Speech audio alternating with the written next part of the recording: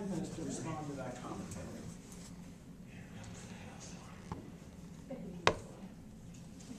So, in your critique, I noticed that you had a problem with government as an actor, right? But at the same time, you want there to be some sort of regulation of fake news or regulation of hate speech. And if it's not coming from government, is it coming from the company? I'm a little confused about who the actor is that you want to regulate this hate speech. And to quote the Federalist Papers, if we could be ruled by angels, we would have no need for government, right? The whole issue is that if we just had an all-powerful, all-good decision maker that could make the right choice every time, we'd have no need for liberty. Failing that, when all we have is imperfect actors in government, and even vastly more explicitly somewhat evil actors in corporations, right? We then have to choose between who's the best actor, and the only way to choose neither is to say there will be no regulation at all and speech can be free. So that's our response, right? We don't think government should be regulating it. We certainly don't think the company should be regulating it. And your solution relies on one of these imperfect actors. Unless you can tell me why one of these imperfect actors will never become associated with like a Nazi regime or something like that, I can't trust either the government or let alone the company to make these very, very important decisions about the future of our autonomy and the future of our democracies, the future of people worldwide. Anyway, and Haley wants to talk about disinformation. A large part, and I think that whenever we talk about this in a broad societal sense, is what is the duty of these corporations in regards to misinformation? And I think it's two types of misinformation we're talking about. First, it's this idea of fake news, right? But there's a little bit of a problem. First, we don't think that corporations are necessarily the best at adjudicating what is and is not fake news. For example, if I run a conservative website, or I run a website and have a conservative bias, if something that is very liberal comes up in the news, I might say that that is fake news, though, because I don't like the standard that it is, or like the morals or the values that it is trying to impose. We think, though, that like what we would rather have is for like the broad legal standards that we have for what would be considered fake news and libel and slander laws. We can still use those to be able to like determine what is and is not fake news in a way that is more open and more available to more people. But secondly, we think that there's this idea, right, of not everyone is smart enough to understand whether or not the information that they are seeing is fake news, whether or not it is hateful rhetoric, or if it is based around a hate group. First, we think this is kind of assumptive that people can't learn through discourse. I understand that Facebook comment pages are not necessarily the highlight of discourse in our society, but we think that in the way that Facebook has become the new modern forum, the only way in which you are able to understand that there are a plethora of views, and some of those are right and some of those are wrong, is whenever you are able to actually experience those views. We don't go and argue in the forum anymore, we argue on Facebook, and we think that it is good to be able to have all arguments be considered in that way for people to be able to choose what side they want to take. But secondly, we think that just because you put hateful ideology on an equal platform does not make people more likely to buy into that. We actually think it is less likely for people to buy into those ideologies. A good example in real life is the Charlottesville March, right? Like you have this publicized on every national media, you have it publicized by international media. We don't think that neo-Nazis necessarily gained a lot of people who bought into their ideology that day. We think it exposed them for being lunatics. You don't get that whenever you try and hide that underground and whenever you try and deplatform any of that speech from happening. Instead, we think it's better to pick them apart on face value in the light of social media and in the light of these platforms, not push them underground. Okay, and then just touching on that section of Henia's speech about how we should evaluate corporations as people because they have been given corporate personhood. First, I would question whether we should ethically evaluate corporations as people, even if they have the same, tax code and rights. I'm not sure that we should value them the same simply because they are unable to self-actualize, being that they have no spark of life or mentality to do so. But even then, do realize that these corporations blur the line between government and company to a degree which we can reasonably apply the same standards that we would apply to a government to these corporations, given all of the company town stuff that I brought you earlier. Because they serve the same function, a primarily public one, they should have the same obligations. And realize, people who work for the government can't share their own ideas all the time because they represent some other institution that people depend upon. Yeah, so at the end of the day, right, when we pose the question on whether or not Facebook should be required to allow free speech, right, we think that they should. And we think that the reasons why they should, right, is because Because what Facebook does promotes this value of freedom of speech in other countries where it might not necessarily be available. Okay, thank you, Senator Batesford. Judges, you now have 10 minutes to question team debate tree. All right, I have a question about what, it seems like we focus this almost exclusively on large companies and hate speech. What happens when a smaller, maybe just a message board with a special interest, how do they create a space where their particular topic is discussed? First, I'd like to say the question we were asked is explicitly large social media platforms such as Facebook, but we can certainly entertain how this would apply to a smaller platform as well. And what's really important is the intent of the platform that it is being put on, whether it is for public discourse or specifically like a private server designed to create a safe haven for that specific group. If it is designed to engage all of the public, it should be permitted, or it should be required to engage all of the public. I have a question about how that happens. So you said that you were using a consequentialist justification that's rooted in a free society and autonomy. But how does requiring Mark Zuckerberg, who built this private machine and invited everyone to his social club to play by a freedom of expression rule, how are his free society rights and autonomous rights protected by now this rule that he can't kick bad actors off of the system as he defines bad actors? It's similar to the way that at certain points in time we realized that we need to nationalize certain organizations that were so crucial to our country or so crucial to the world, and that we had to make some sacrifices of individual rights. I fully agree that like Mark Zuckerberg is hurt by this, but it's the nature of a social contract, the nature of a government, that sometimes you have to make those value calculations and decide that this is such an important issue that it is worth trading off some damage to Mark Zuckerberg. I think also, I don't think anyone thought that this would become a social utility in the way that it is, right? But I know, just in my experience, it's most of my classes have Facebook pages in which the professors communicate with us. A lot of like networking between jobs isn't done on LinkedIn, it's done on Facebook. Most people receive the news on Facebook. And I think because of that, because it is worked into this part that is so integral to our daily lives, I think it now requires a different set of rules than perhaps it did whenever it was just a bunch of kids at college that Mark Zuckerberg knew and like wanted to do like networking with a small group of people. So to the extent that it has taken on this duty because it has become a public utility in this sense, does it operate like the public utilities that we were previously aware of? So you mentioned the sidewalk for the Jehovah's Witness. The sidewalk is open to all. When one person starts speaking, another person can respond.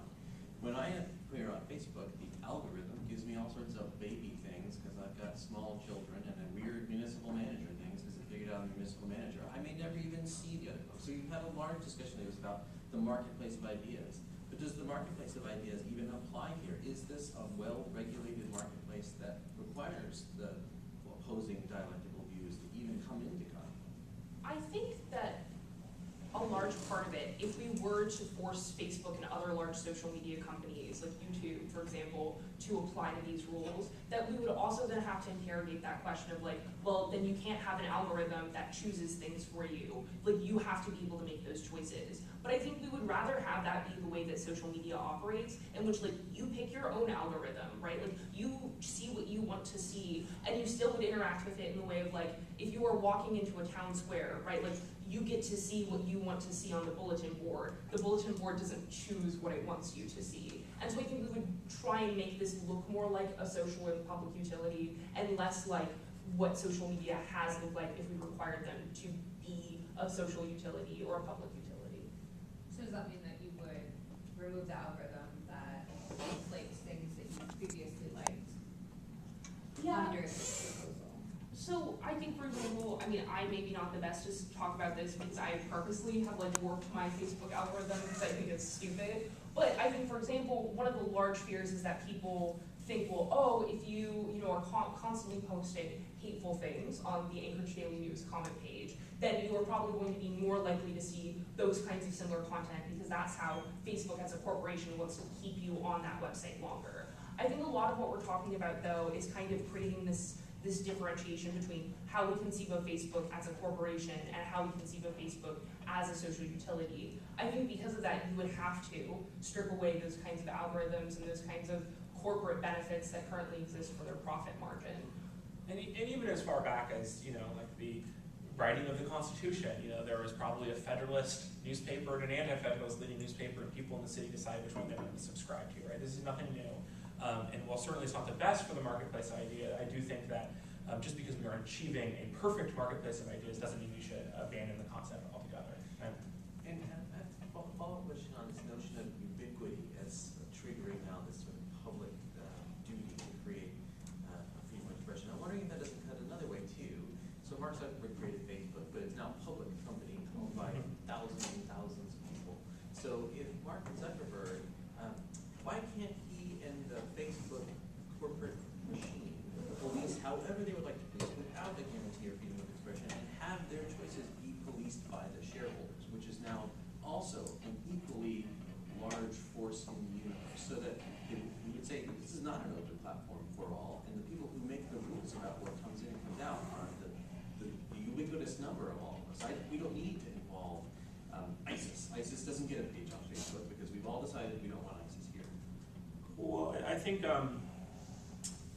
that sort of gets at what we're talking about as necessary for democratic institutions. Because the motive of the people who own Facebook shares is for Facebook to do well, it's to make money. And that's all fine and good. Obviously, we're going to kind of hurt that. But we can't trust people with a profit motive to achieve the goals of liberty and the goals of democracy. Instead, we need to trust in free institutions and rule setting to enforce freedom is the only way we can actually achieve that goal, not with a profit motive. And just to be clear, even with the same regulations as the federal government, hoping that we go that far, they would still be able to remove a page for ISIS because their rhetoric directly falls under banned rhetoric, under fighting words, inciting violence against other people. What about just false information? I mean, if it's not inciting violence, but it's just incorrect. Because I think that is like one of the big moral questions. But I think first of all, I think people are vastly more capable of sussing out what is and is not explicitly fake information. But I also think that if our society is able to determine fake information or information that is not as true as we would like it to be in newspapers, for example, I think that people are going to be able to learn that online. I think the problem is you only get this kind of media literacy when people are exposed to fake news versus just kind of hearing about fake news as this, scary boogeyman, but never actually confronting it, when they're scrolling on their phone or on their computer. Does that answer your question? And furthermore, freedom of expression rights almost entirely relate to political expression. Once again, in the United States, you can't yell fire in a crowded theater, and you can't falsely advertise a product and claim that that's your freedom of speech. There are regulations that exist within this model of freedom of expression that we've all agreed on and through a number of Supreme Court cases and all that. Does it, obviously we were talking about the ability for the corporation itself to remove, and should that be allowed? What about people's own individual ability on their, say, Facebook page to delete the comments of others? Should that be removed as well? Does that become censorship?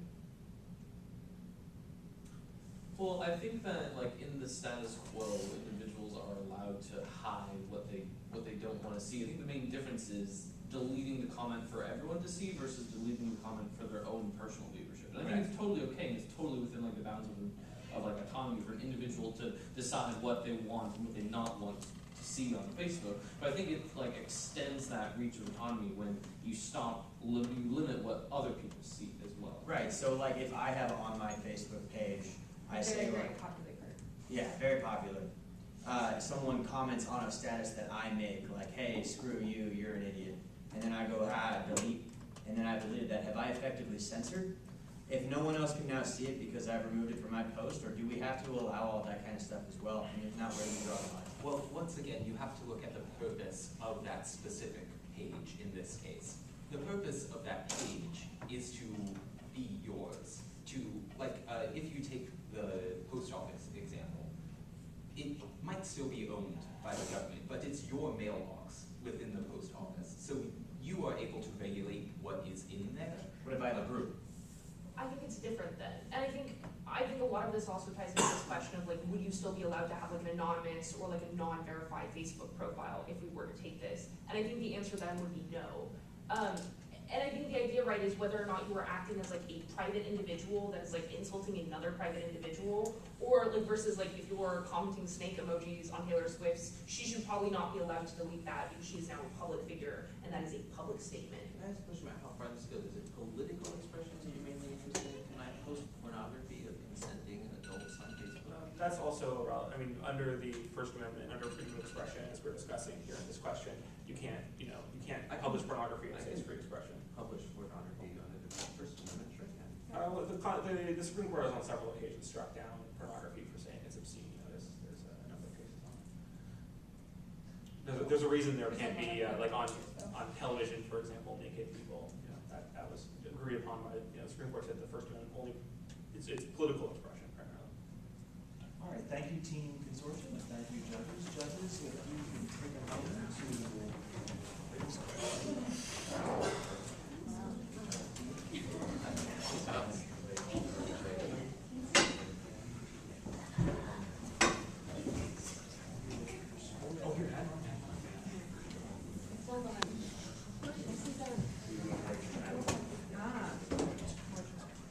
Just let me know when you're done tabulating your scores, maybe lay your head down on your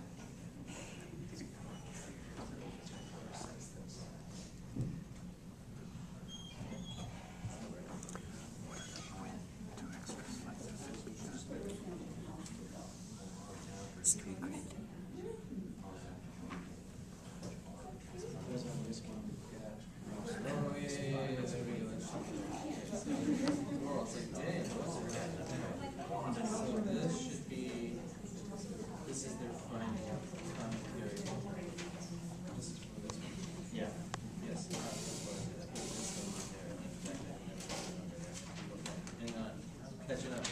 Okay. Slow. So this was the commentary on it. Once again, it's hard to work with celebrity judges. You have to bring in famous people.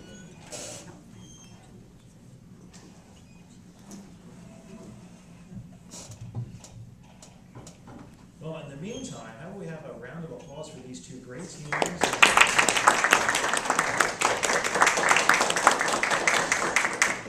You both handled two very tricky cases very well. And like I said earlier, I commented to several people earlier, it's like the first year in a while that I really wished we had had a semifinal, because there were like several teams that were really good. It would have been good to have more opportunities for like the very best teams to really square off repeatedly against each other. And so perhaps next year we'll do that. I hope to see some of you around next year, either as judges, right, if you graduate, or as contestants. All right, we all. Massage mine if it's ended No, up. I mean, very clearly. No, it doesn't matter, as long as it's clear to you. No, he keeps it, we do it differently this time, that's right. Oh my lord. All right, now it's time for the unveiling. Judge Stacy, who did you have winning this round? Well, exciting. I went with Consortium by a small margin.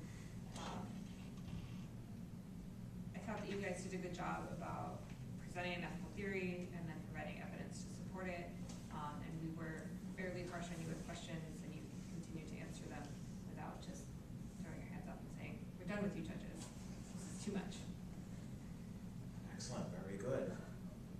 Judge Falsey, who did you? thoroughly fail in the one task that I was supposed to perform today, which was to choose a winner and miss the final round, as my scores have mathematically equated, meaning I have picked no winner. I will say, as commentary, as a result, I thought both teams had great strengths and a few weaknesses. I thought the team over here did a great job with really giving us their ethical framework in a way that we could grab a hold to their 4 different value systems and then move through the various arguments. Although I do think the call of the question got a little lost on that first one. I thought the team over here was excellent in the presentation style and the teamwork. I think dividing it and giving everybody roles and responsibilities and giving us a framework for how that was all going to go was excellent. I did think that we were a little at sea in the second hypothetical, trying to even figure out what we were grabbing for how do we even make this decision about freedom of expression. So now, casting my lot as a total failure, my ballot says a tie. Oh, wow. Wow, I hadn't even. I did not engineer that. Judge Strange. What did? All right, so by a pretty thin margin, I went for debate here. So this So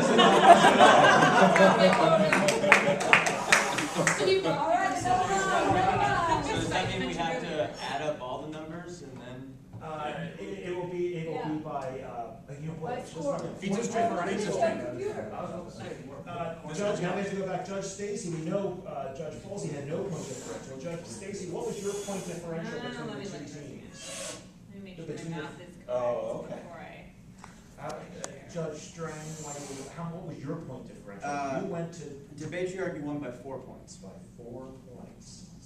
Gave Judge Lucas a chance to rescore hers. Knowing that the world depends. I did have it at more than 4 points. Okay. What's that? I did have it at more than 4 points Oh, you had more than 4 points. in the differential. Okay, well then, Team Consortium.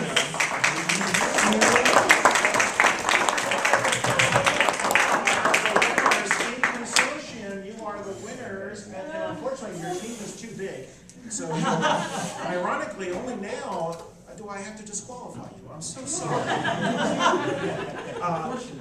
I have, unfortunately, I only have 5, but I have champion UAA Ethics Bowl champion certificates with a $10 Black Cup coffee card. And you two will have to fight over the last one. And oh, I have a certificate for you. Take in the Black Cup coffee, and you can redeem it for a cup of coffee. Tell myself that. All right, everyone. Oh, thank you so much. Again, thank you for our judges. And we will see you all this time next year for 2020.